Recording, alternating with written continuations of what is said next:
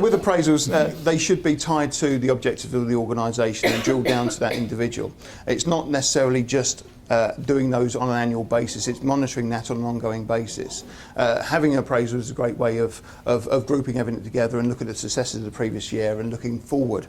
But let's say within 3 months of that appraisal something changes within business. Those objectives may then become out of date. So when you're doing it the following year, you've spent the last 9 months on objectives that are null and void.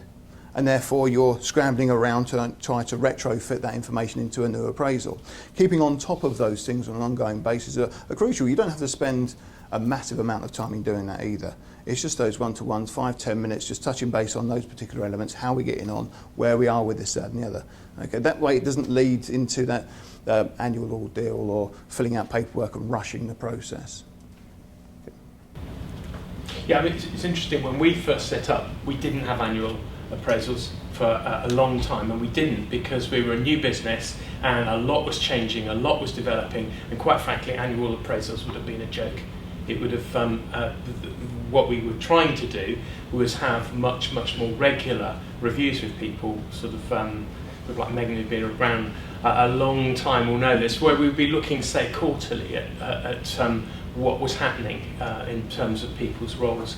So I think you've got to fit what you have to the organisation, the phase it's at, the stage it's at of its development.